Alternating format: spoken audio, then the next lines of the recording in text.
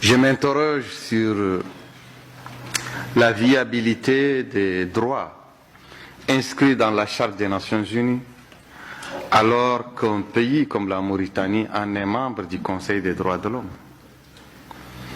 Alors que ce pays est un apartheid implanté en Afrique de l'Ouest. C'est un apartheid arabo-musulman, car ce sont des personnes, c'est une minorité ethnique qui a une élite militaire qui s'est accaparée du pouvoir, une aristocratie militaire depuis 1978 et qui a implanté un apartheid chez nous, au cœur de l'Afrique, et qui utilise l'arabité, l'ethnicisme arabe et la religion islamique pour opprimer une majorité noire et aussi des intellectuels arabes qui sont pour la liberté et pour l'égalité. Ce régime a tenté de changer la démographie de la Mauritanie en tuant une partie des Noirs, en les chassant du pays. Donc une tentative de génocide. Ce pays institutionnalise l'esclavage jusqu'à nos jours. L'esclavage par ascendance. Il y a une partie de la population mauritanienne qui naissent esclaves et les crimes d'esclavage qui sont pratiqués, le travail sans repos, sans salaire, sans soins, la mise en péril de la scolarité des enfants, le travail des enfants, le travail forcé, le viol systématique des femmes africaines, esclaves, tout ceci est inclus dans ce qu'ils appellent la charia islamique. Et les personnes sont poursuivies pour apostasie, pour blasphème, et sont condamnées à mort pour ça, alors qu'en vérité, l'apostasie, le blasphème, c'est se rebeller contre les lois sociales inégalitaires, les lois d'apartheid. Le code négrier, le code noir qui a été aboli en Europe depuis 1948, c'est un code qui est vivace chez nous et qui est considéré comme une charia sacrée. Et que moi, j'ai offert au feu, j'ai brûlé dans un acte de rébellion, dans un acte de dissidence politique, idéologique et religieuse, et qui m'a valu la peine de mort, et qui m'a valu plus de 4 mois dans le couloir de la mort. Et je n'ai pu eu ma tête sauve, je n'ai pu sauver ma vie qu'avec la mobilisation de ma population interne et des amis à l'étranger dans les organisations internationales des droits de l'homme. Bon, et c'est un pays qui est soutenu par les pays des droits de l'homme, la France, l'Espagne. L'Union européenne est le premier partenaire commercial, économique et financier de la Mauritanie, et le bailleur de fonds numéro 1.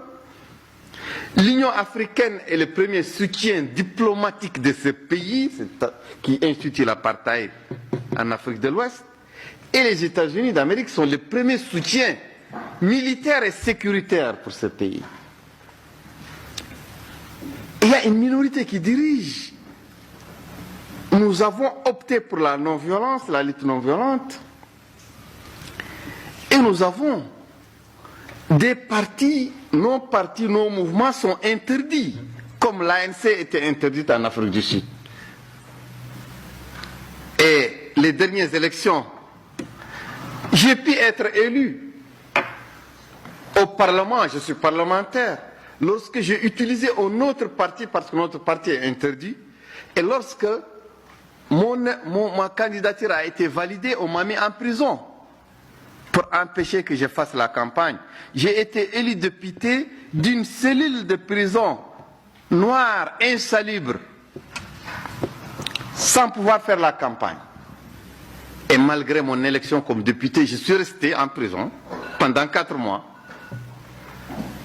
Malgré mon immunité parlementaire. Et lorsque je suis sorti de prison, on a engagé les élections présidentielles que nous avons gagnées. Car la mobilisation populaire nous a permis d'amener le parti de l'armée et de l'oligarchie de l'apartheid au 2e tour. Mais il y a eu un coup d'État électoral dans lequel la France, l'Espagne ont joué le rôle numéro 1. Lorsque les militaires hésitaient, est-ce qu'ils déclaraient qu'ils sont gagnants, que leur candidat est gagnant, la France et l'Espagne ont pris le devant pour reconnaître l'élection du candidat de ce parti de l'esclavagisme et du racisme, de l'obscurantisme. C'est la France et l'Espagne qui ont déclaré reconnaître le chef de l'État gagnant, l'actuel chef de l'État gagnant, alors que les institutions mauritaniennes n'ont même pas encore déclaré les résultats. C'est ce qui a permis aux détenteurs du pouvoir de faire un coup d'État qui élimine le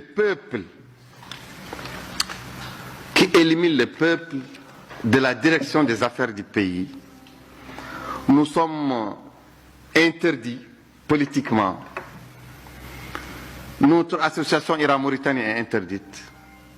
On fait la prison, l'esclavage continue de manière ancestrale, la discrimination raciale, l'oppression des consciences, l'oppression religieuse. Et c'est le monde libre qui soutient les gens qui enfreignent les lois des Nations Unies, et les Nations Unies continuent à accueillir la Mauritanie dans son Conseil des droits de l'homme, et les bailleurs de fonds comme l'Union européenne, les États-Unis d'Amérique, voilà, la France et les autres pays continuent encore à donner de l'argent et du soutien diplomatique et matériel à ce pays. Je vous remercie.